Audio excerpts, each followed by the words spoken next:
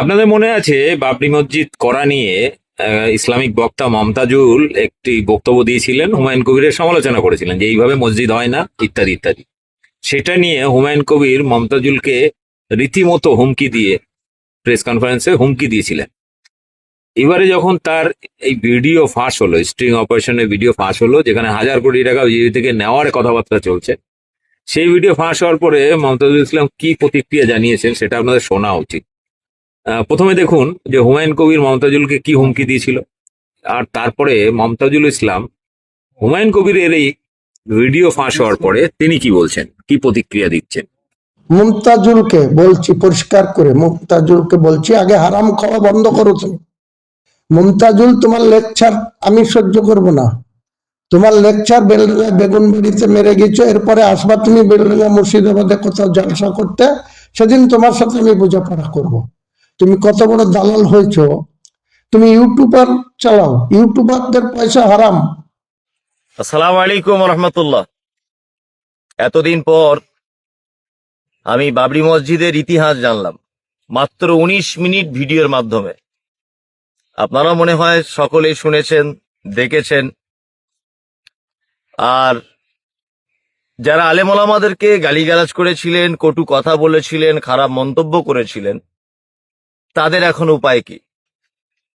তাদের এখন উপায় কি? ওই জন্য বলছি যে আবেগে গা ভাসিয়ে চলবেন না। একটু যাচাই বাছাই করুন, ভাবুন, বুঝুন, তারপরে কোনো জিনিসের সিদ্ধান্ত নেন। কোনো একটা আবেগী নেতার পিছনে চলে গেলাম, বিশাল লোকের সমাগম হয়ে গেল, এই আবেগ দিয়ে কিন্তু ইসলামকে টেকানো যাবে না, আর মুসলিম জাতির কোনো উপকার হবে না। ওই জন্য বলছি আবেগ ছেড়ে দিয়ে বিবেক দিয়ে দেখুন। আজকে যারা গালাগালি করেছিলেন আমাদেরকে, সব সত্য তো প্রকাশ হয়ে গেল। বাবরি মসজিদ কিভাবে, কি কারণে, কোথা থেকে টাকা এসছে, কোথা থেকে কি হয়েছে, সবই তো সত্য প্রকাশ হয়ে গেল। ওই জন্যে কোনো মানুষ যখন আপনার বিরোধিতা করবে, আপনাকে যখন অকথ্য ভাষায় গালিগালাজ দেবে, তার উত্তর একটাই, চুপ থাকা। চুপ থাকো, ধৈর্য ধরো। ধৈর্য ধরলে সব সত্য সামনে চলে আসবে। এরকম ভাবে একটা একটা একটা করে সত্য দেখবেন আল্লাহর পক্ষ থেকে প্রকাশ পাবে।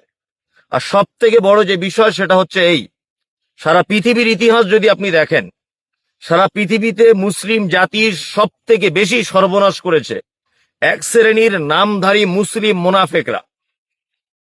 আব্দুল ইবনে উবাই আপনারা জানেন, তারপরে ওই আপনার পলাশী রামবাগানের ইতিহাস, মীর জাফর, তারও ইতিহাস আপনারা জানেন, কত ক্ষতি করেছে। তার আগে আপনারা দেখেছেন সলমান রুশদি কত ক্ষতি করেছে ইসলামের। তারপরেও আপনারা দেখেছেন বাংলাদেশের তসলিমা নাসরিন ইসলামের কত ক্ষতি করেছে এবং মোহাম্মদ সাল্লাল্লাহু আলাইহি ওয়াসাল্লামের ব্যাপারে কত কটু কথা বলেছে। ঠিক তেমন আজও কিছু নামধারী মোনাফেক মুসলিম বাজারে ঘুরছে, যারা মুসলিমদেরকে বিভ্রান্তিতে ফেলে দিয়ে ঠিক ওই ক্ষমতাকে বাংলাতে আবার ফিরিয়ে আনার চেষ্টা করছে, যে ক্ষমতা আপনার দুশ্মন এবং আপনার ইমানের দুশ্মন, মাদ্রাসা মসজিদের দুশ্মন। ওই জন্য অপেক্ষা করুন, সত্য আরো অনেক কিছু সামনে আসবে। আসসালামু আলাইকুম রহমতুল্লাহ।